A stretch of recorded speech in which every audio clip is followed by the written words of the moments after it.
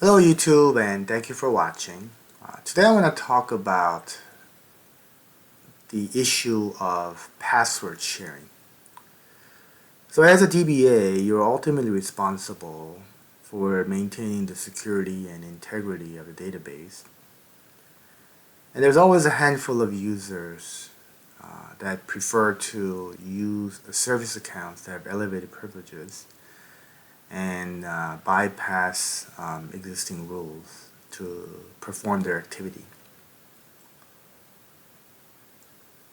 The way to tackle this issue is to first identify which service account is being shared, who is using this service account, and log any DDL and DML activity into a table, excluding select statements.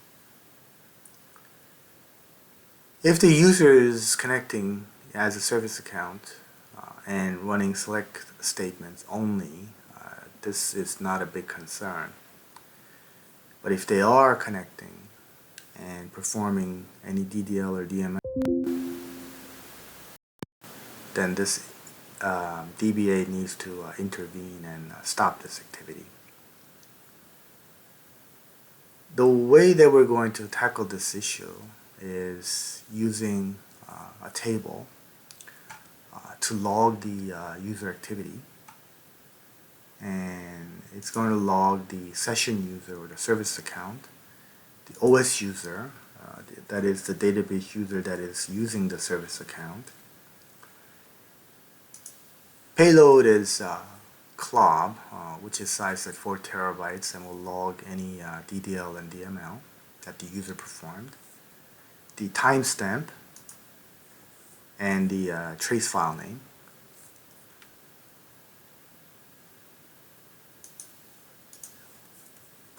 And we're going to use a log on and log off trigger. When the user logs on to the database, we can identify if we can compare the OS user with the session user, and if they're different, then the user is using a service account to connect to the database. The trigger will start a trace. The first thing it's going to do is cap the trace file size so that we don't run out of storage. We're going to put a trace identifier that is going to use the session user and the sysdate to identify the trace file. And we're going to set event 10046 with the level 1, which will log SQL statements only, excluding select statements.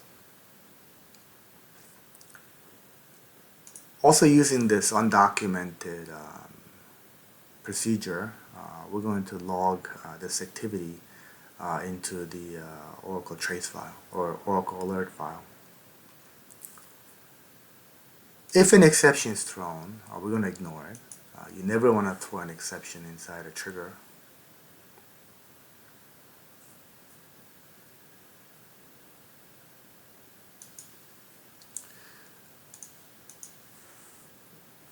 After the user has performed their activity, they will eventually log off, and this before log off on database trigger will fire. And again, it'll compare the OS user with a session user, and if they're different, the first thing that it'll do is stop the trace, log this activity into the Oracle alert log file. Then what it's going to do is open a cursor, and it's going to query the vdiag trace file, looking for the trace file identifier using the session user. And we're going to limit to the last 15 minutes and cap the number of trace files to 6 maximum. When the user logs off, this trigger will fire, and as it's processing the trace file information, there is a slight delay. So we want to make sure that to limit the delay that the user experiences.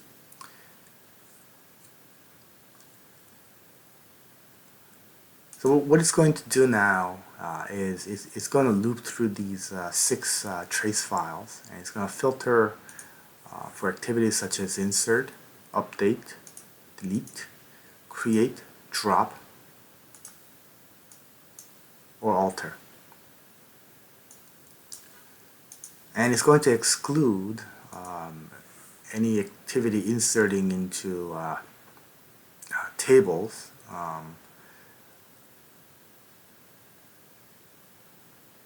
as well as any DML or DDL into system tables that occur in the background.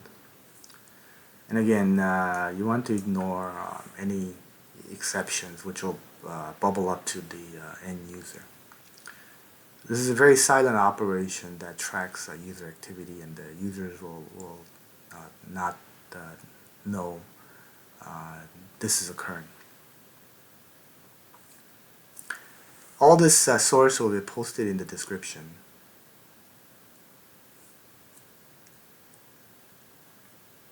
Okay, let's get started. So what we're going to do is we're going to pretend that we have this pstream user that is going to be connecting using the service account. Or rather,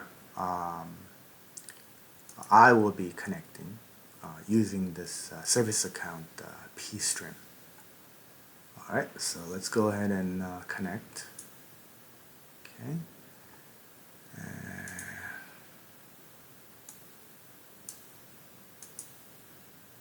So here you'll notice that the username, the DB username is pstream, whereas the OS user is Judy.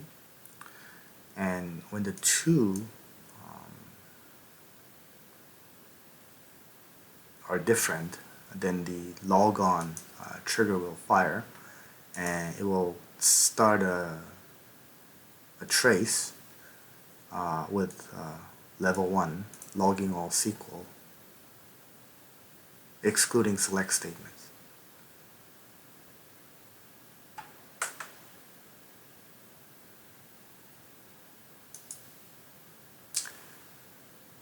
So now that I'm connected, let me go ahead and perform some action. I have created this table previously, so let me go ahead and drop the table.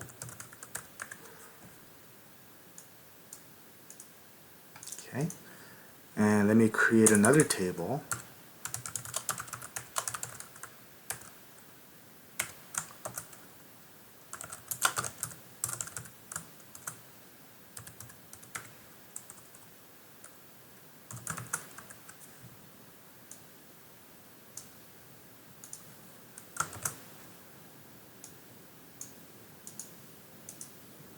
Okay, so let me insert some records.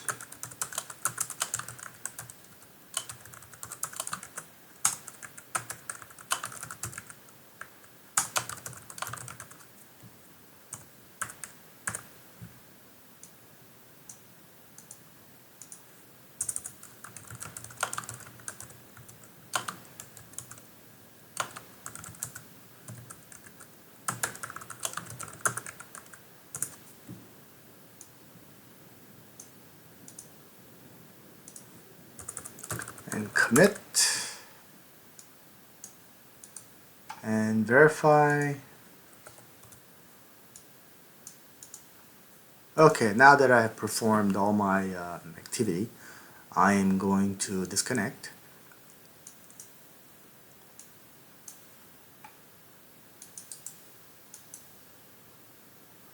Let's confirm that the user indeed has disconnected. And you can see that the pstream user no longer in the $V session. And when the user logs off, our cursor will loop through 6 of the trace files that were created in the last 15 minutes. And it's going to filter for activities such as insert, update, delete, create, drop, or alter. So let's see what information was captured in the interval last 15 minutes.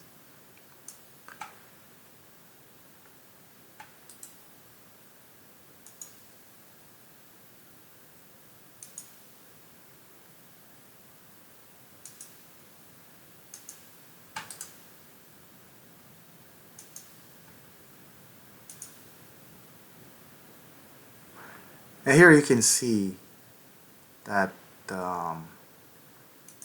the first activity that I performed was to drop the existing table, and then I created a new table. I had inserted a record and updated before finally disconnecting the session. So going back to our original objective, which account is shared, who is using the service account, and whether they're performing any DDL or DML activity can be found in this history table.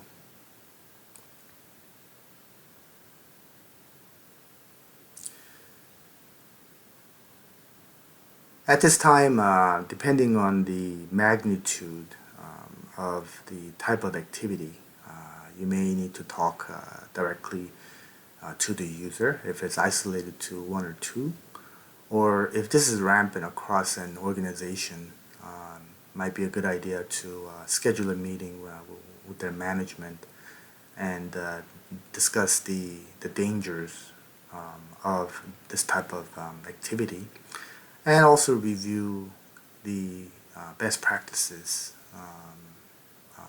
by following the existing processes, and asking the DBA for assistance rather than performing this type of activity directly. Needless to say, one update statement without a filter can destroy the entire database. The database has dependencies, and it is an all or nothing. So it would be a good reminder of the dangers of performing this type of activity. Hope you found this information useful. If you enjoyed the content, please hit the like button and subscribe. And in the comments, if there's any other type of videos that you would like to see, let me know. And I'll upload them in the future. Thank you.